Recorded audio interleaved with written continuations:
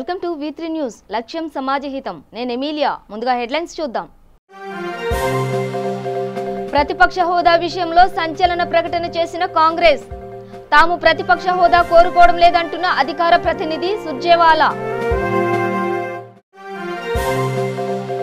తెలంగాణ రాష్ట్ర ప్రభుత్వ ఉద్యోగులకు గుడ్ న్యూస్. 3.144% DA పెంచుతూ రాష్ట్ర ప్రభుత్వం నిర్ణయం.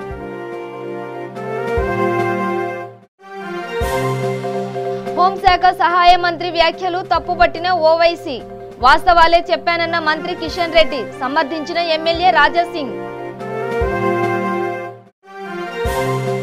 వేసవి తాపానికి జనంతో పాటు విలవిలలాడుతున్న మూగజీవాలు. విశాఖలో నీళ్లు తాగుతూ అందరినీ ఆశ్చర్యపరిచిన నాగుపాము. ఇక డీటెయిల్స్ చూస్తే కాంగ్రెస్ పార్టీ సంచలన ప్రకటన చేసింది. ప్రతిపక్ష హోదాను తాము కోరుకోవడం లేదని ప్రకటించింది.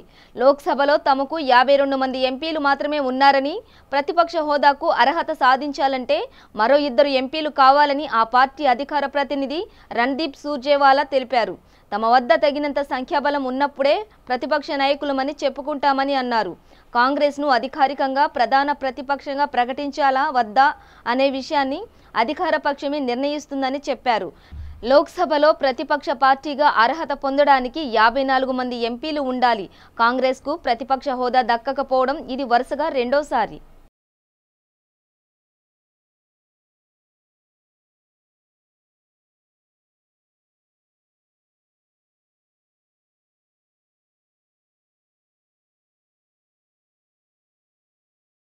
ఉద్యోగులకు తెలంగాణ రాష్ట్ర ప్రభుత్వం గుడ్ న్యూస్ చెప్పింది. ఉద్యోగుల కరువు భత్యాన్ని పెంచుతూ ఉత్తర్వులు జారీ చేసింది.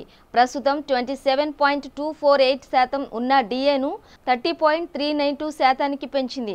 అంటే 3.144% DAను పెంచుతూ రాష్ట్ర ప్రభుత్వం నిర్ణయం తీసుకుంది. పెరిగిన DA 2018 జూలై 1 నుంచి అమలులోకి రానుంది. ఈ నెల నుంచి వేతనంతో పాటు పెరిగిన DA కూడా అందనుంది. బకాయిలను మాత్రం సాధారణ భవిష్య నిధి ఖాతాకు జమ చేయనున్నట్టు ప్రభుత్వం వెల్లడించింది.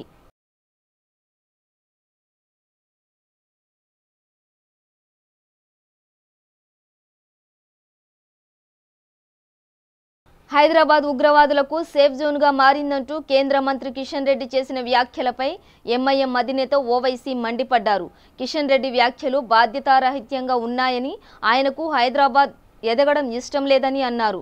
ఉత్తరప్రదేశ్లో ISIS సభ్యులు ఎక్కువగా పట్టుబడ్డారని, ఆ రాష్ట్రాన్ని ఉగ్రవాదులు అడ్డాగా చెప్పగలరా అని ప్రశ్నించారు. 300 సీట్లు వచ్చినంత మాత్రాన ముస్లింలను ద్వితీయ శ్రేణి పౌరులుగా చేయాలనుకుంటున్నారా అని అడిగారు. గత మోదీ ప్రభుత్వ హయాంలోనే మూకదాడులు, దళితులపై దాడులు, ఘర్వాపసి, లవ్ జిహాదీ వంటి మొదలయ్యాయని ఓవైసీ అన్నారు. మోదీ, కిషన్ రెడ్డి, గిరిరాజ్ సింగ్, బాబా రామ్దేవ్ ఒక్కొక్కరు ఒక్కో విధంగా మాట్లాడతారని, VHP మరో విధంగా మాట్లాడుతుందని గందరగోళం సృష్టించడానికి ఇదొక వ్యూహమని విమర్శించారు.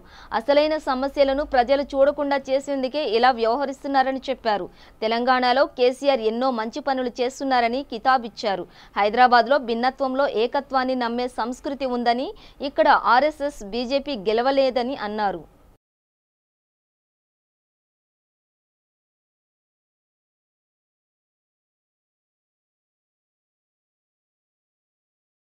మన దేశంలో ఉగ్రమూలాలు హైదరాబాద్లో ఉన్నాయంటూ కేంద్ర హోంశాఖ సహాయ మంత్రి కిషన్ రెడ్డి వ్యాఖ్యానించిన సంగతి తెలిసిందే. ఈ వ్యాఖ్యలను MIM అధినేత అసాదుద్దీన్ ఓవైసీ తప్పుబట్టారు. ఈ నేపథ్యంలో తన వ్యాఖ్యలను కిషన్ రెడ్డి సమర్థించుకున్నారు. తాను చెప్పిన దాంట్లో తప్పేమీ లేదని అన్నారు. దేశంలో పలుచోట్ల ఉగ్రవాద కార్యకలాపాలు పెరుగుతున్నాయనే విషయాన్ని తాను చెప్పానని అన్నారు. భోపాల్, బెంగళూరు ఇలా ఉగ్రఘటనలు ఎక్కడ జరిగినా వాటి మూలాలు హైదరాబాద్లో కనిపిస్తున్నాయని, ప్రతి 2-3 నెలలకు NIA రాష్ట్ర పోలీసులు ఉగ్రవాదులను అరెస్టు చేస్తున్నారని తెలిపారు. జరుగుతున్న విషయాన్నే తాను చెప్పానని అన్నారు.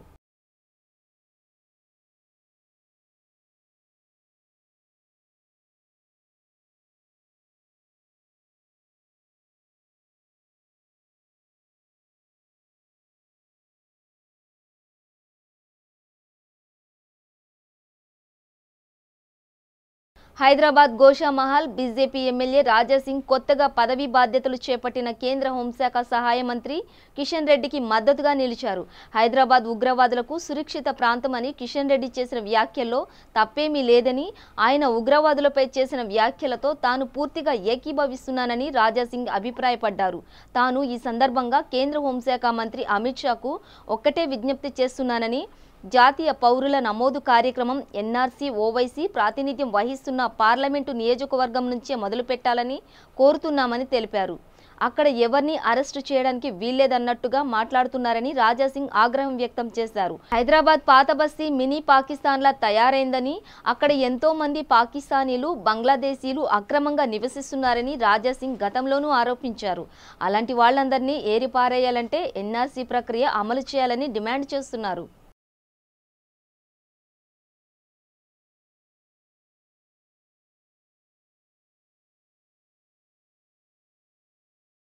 తెలంగాణలో ఇటీవల వచ్చిన ఇంటర్ ఫలితాలు ఎన్ని జీవితాలను బలి తీసుకున్నాయో ప్రత్యేకంగా చెప్పనక్కర్లేదు. ఇంటర్ మార్కులు తప్పు తడకలుగా రావడంతో 20 మంది వరకు బలవన్మరణం చెందారు. తాజాగా ఇంటర్ పేపర్లో రీవెరిఫికేషన్ ఫలితాలు విడుదల చేయగా అత్యంత విచారకరమైన ఘటన చోటు చేసుకుంది. ఆరుట్ల అనామిక అనే అమ్మాయికి ఏప్రిల్లో విడుదలైన ఇంటర్ ఫలితాల్లో తెలుగులో 20 మార్కులే వచ్చాయి. ఇప్పుడు అదే పేపర్ను రీవెరిఫికేషన్ చేయగా 48 మార్కులతో పాస్ అని వచ్చింది. కానీ తన మార్కులు చూసుకోవడానికి అనామిక ఈ లోకంలో లేదు. ఏప్రిల్లో ఫలితాలు వచ్చినప్పుడే తాను ఫెయిల్ అయ్యానంటూ మనస్తాపం చెంది తనువు చాలించింది. ఇప్పుడు ఆమె పాస్ అని ఇంటర్ బోర్డు పేర్కొనడం అందరినీ కలిచివేసింది.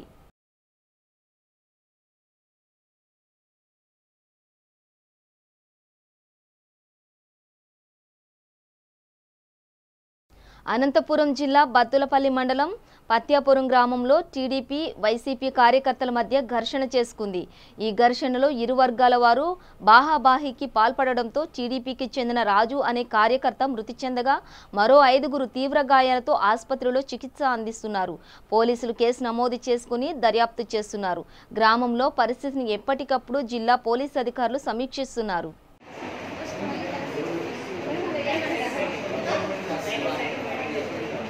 హైదరాబాద్ పాత బస్తీలో ఉద్రిక్తత పరిస్థితి నెలకొంది. ఓ జిమ్ యజమానిపై కొంతమంది యువకులు దాడి చేయడంతో ప్రారంభమైన గొడవ ఇరు వర్గాల వారు బాహాబాహికి దిగారు. దాడి చేసిన వారిని వెంటనే అరెస్టు చేయాలని నిరసన తెలిపారు.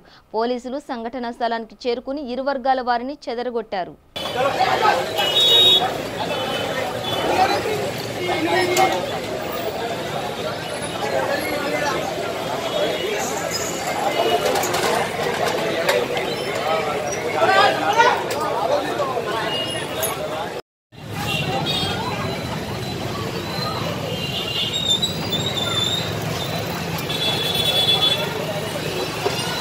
Umar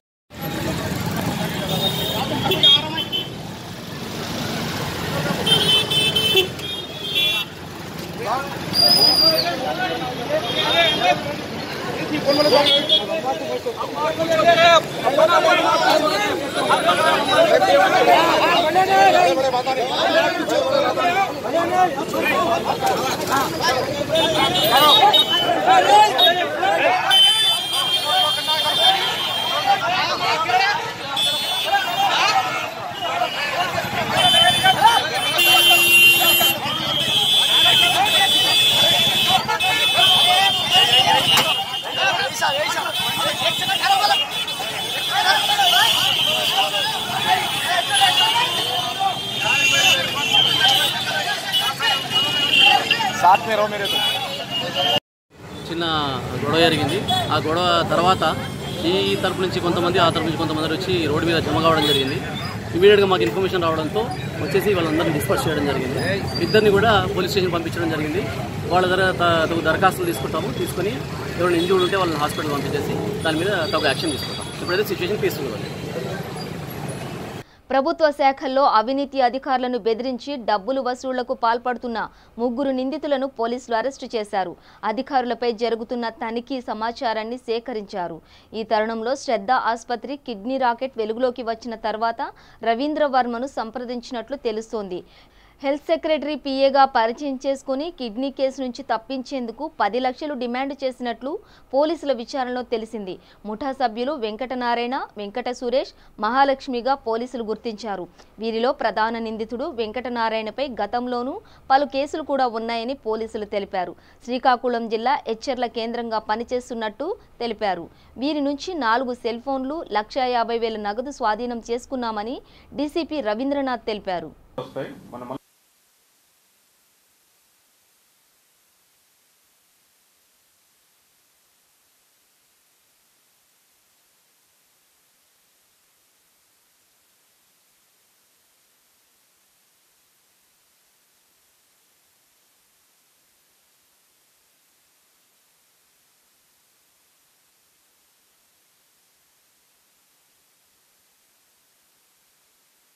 అని మన పోలీస్కి ఇన్ఫార్మ్ చేశారు. సో మన కిడ్నీ స్కామ్ జరుగుతుంది కదా, దాంట్లో డాక్టర్లు అందరూ ఇన్వాల్వ్మెంట్ ఉందని పేపర్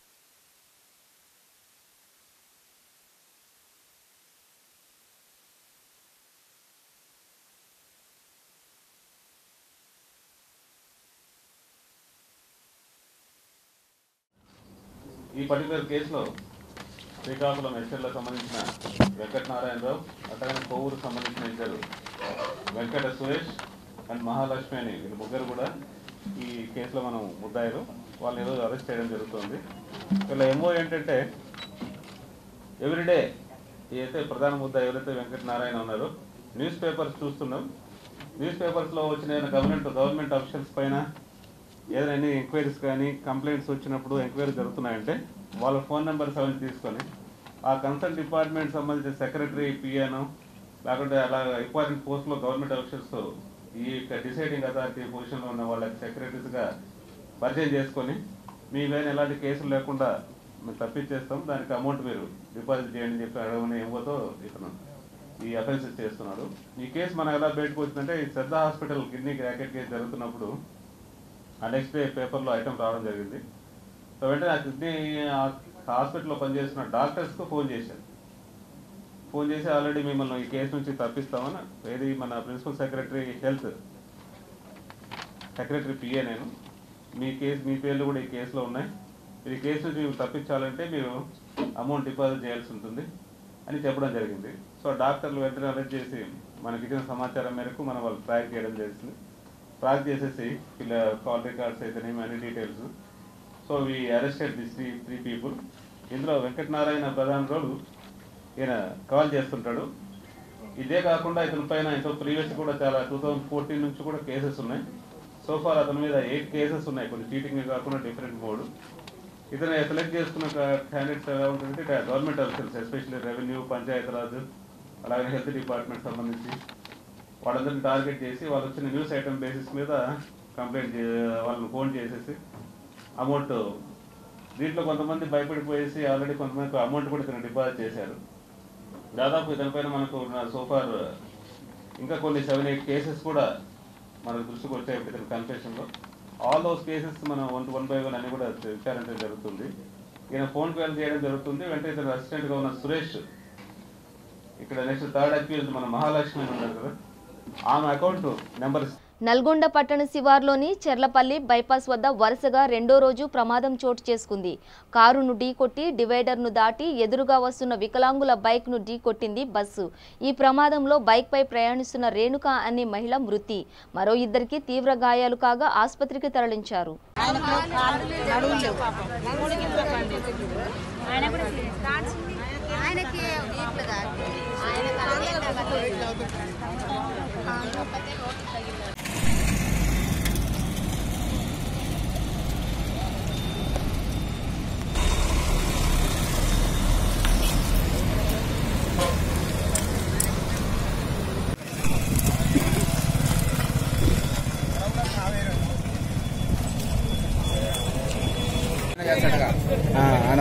మన ఊరు చుట్టపానట ఎస్సీ క్యాండిడేట్ మన ఊళ్ళో అయితే వస్తారు బాగా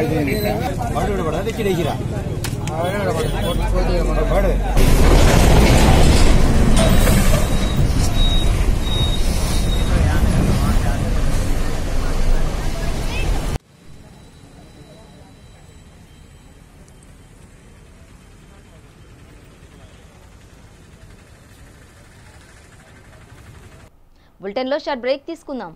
రండి, జాయిన్ అవ్వండి, జాబ్ పొందండి, job guarantee, 100% job placement in abroad. Excel hotel management college అతి తక్కువ ఖర్చుతో మొట్టమొదటిసారిగా అతిపెద్ద hotel management college. Excel hotel management college. మీరు 10వ తరగతి ఇంటర్ పాస్ లేదా ఫెయిల్ అయ్యారా? డిగ్రీ పాస్ అయ్యి ఖాళీగా ఉన్నారా? అయితే ఎక్సెల్ హోటల్ మేనేజ్మెంట్ కాలేజీలో జాయిన్ అవ్వండి. 100% విదేశాలలో ఉద్యోగ ఉపాధి పొందండి. 70,000 రూపీస్ సాలరీ పర్ మంత్. ఒక్క సంవత్సరంలో డిప్లొమా ఇన్ హోటల్ మేనేజ్మెంట్ లో జాబ్ పొందవచ్చు. మొట్టమొదటి రోజు నుండే పార్ట్ టైం జాబ్ చేయుటకు అవకాశం. Bachelor degree in hotel management 3 years, PG diploma in hotel management మరియు diploma in hotel management 12 months. Inter fail అయిన విద్యార్థులు కూడా అడ్మిషన్లు పొందవచ్చు. ఫీజు రియంబర్స్మెంట్ సౌకర్యం కలదు. మరిన్ని వివరములకు సంప్రదించండి. ఎక్సెల్ హోటల్ మేనేజ్మెంట్ కాలేజ్, సిరీస్ road, LB Nagar, Hyderabad. Phone 8712387666 మరియు 9949956264.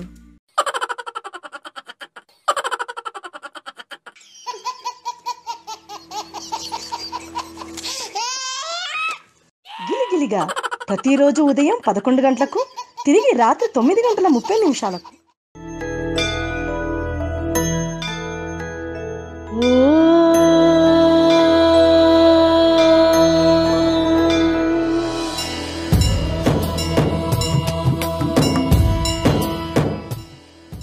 గుడి గంటలు ప్రతిరోజు ఉదయం 6 గంటలకు.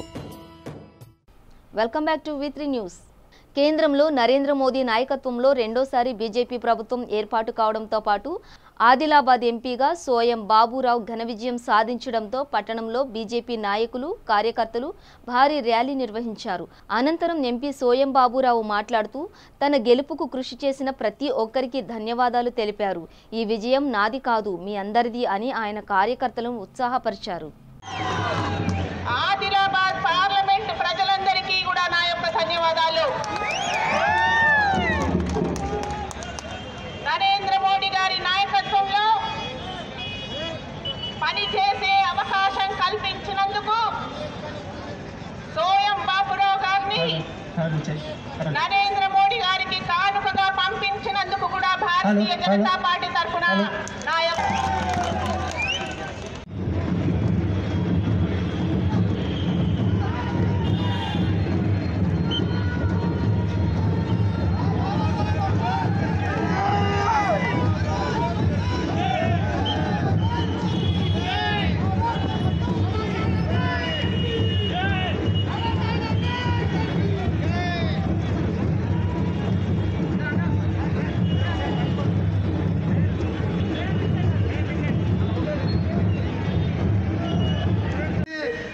బట్టలు మొత్తము అంగీలు బయట టీఆర్ఎస్ పార్టీ మొత్తం మొన్న అయితే కౌంటింగ్ నెగేసి అన్న పత్తలేడు కనబడలేదు. ఎట్లయితే ఓడిపోతానని మొదలెట్టించేది. కాబట్టి ప్రజలకు నేను ఒకటే విజ్ఞప్తి చేస్తున్నా, తప్పనిసరిగా మేము 8 రోజులు ఢిల్లీలో ప్రధానమంత్రి గారిని కలవడం జరిగింది, అమిత్ షా గారిని కలవడం జరిగింది. విశాఖలో వింత చోటు చేసుకుంది. వేసవి తాపాన్ని తట్టుకోలేక జనావాసంలోకి వచ్చిన సర్పం నీళ్లను తాగింది. సర్పాన్ని చూసి భయపడకుండా స్థానికులు మంచినీళ్లు పట్టి భక్తిని చాటుకున్నారు. ఎక్కడ చల్లని నీరు ఉన్నాయా అంటూ వెతుక్కుంటూ వెళ్లి దాహాన్ని తీర్చుకుంటున్నారు. అయితే జంతువుల పరిస్థితి ఏంటి?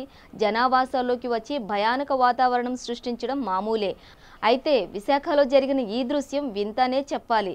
విశాఖ జిల్లా గాజువాక సమీపంలో ఓ కాలనీలోకి వచ్చిన నాగుపాము స్థానికులు అందించిన నీళ్లను తాగి దాహం తీర్చుకుంది.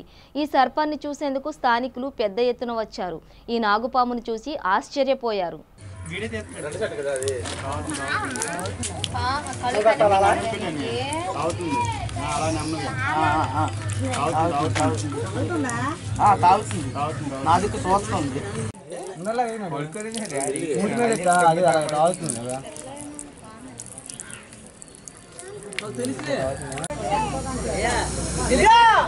మనిషి ఉండిపోయాడు పాగండి నుంచి పేపర్ పట్టింది.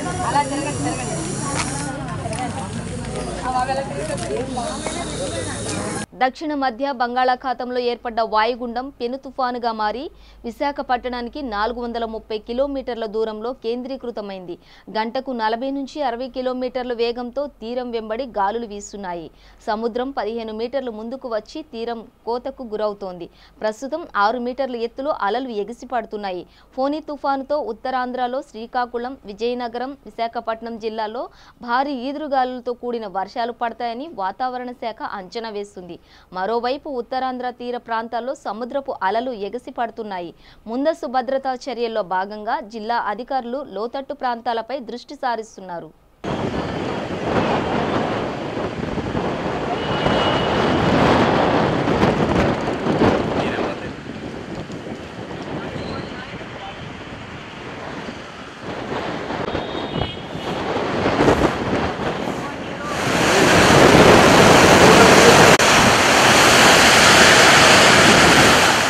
హైదరాబాద్ చిక్కడపల్లి శ్రీ త్యాగరాయ గానసభలో శనివారం శిఖరం ఆర్ట్స్ థియేటర్ వారి ఆధ్వర్యంలో తెలంగాణ రాష్ట్ర ఆవిర్భావ దినోత్సవ సంబరాన్ని పురస్కరించుకొని తెలంగాణ తేజం, తెలంగాణ రత్న పురస్కారాలు ప్రదానం చేశారు. ఈ సందర్భంగా డాక్టర్ ఏ విజయ్ కుమార్ను కళాసేవ కిరీటి పురస్కారంతో సత్కరించారు. ఈ కార్యక్రమానికి ముఖ్య అతిథిగా Telangana MBC commission chairman Taduri శ్రీనివాస్తో పాటు పలువురు ప్రముఖులు పాల్గొన్నారు.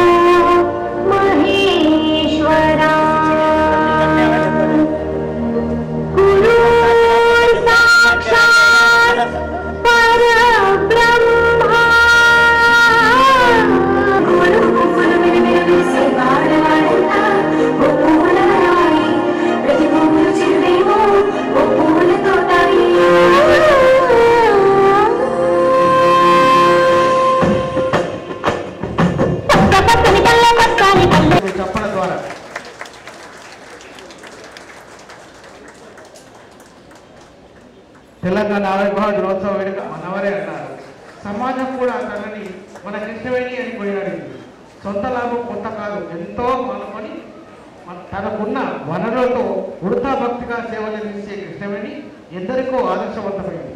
పనివారులు, కార్మికులు, విద్యార్థులు, రోగులు, పేదలు, వృద్ధులు ఒకరేమిటి ఎవరికి సమస్య ఉందని తెలిసినా వెంటనే స్పందించి పదే పట్ల కొట్టొచ్చండి. వారి సేవా భావానికి, వారి ఆత్మీయత, ఆ పరివర్తనకు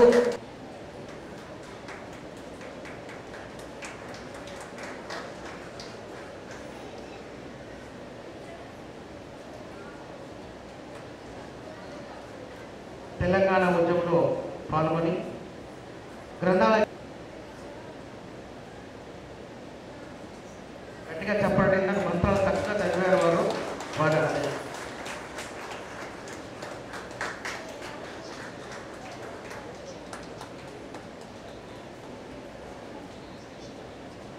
డాక్టర్ కె యాదమ్మ గారు,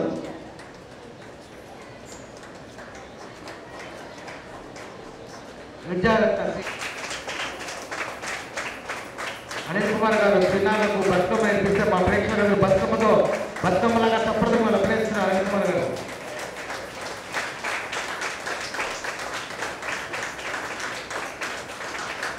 అలాగే బులెటిన్ ముగించే ముందు హెడ్లైన్స్ మరోసారి.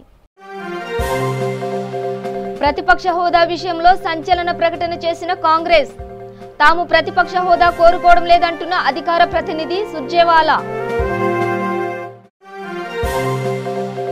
తెలంగాణ రాష్ట్ర ప్రభుత్వ ఉద్యోగులకు గుడ్ న్యూస్. 3.144% డిఏ పెంచుతూ రాష్ట్ర ప్రభుత్వం నిర్ణయం.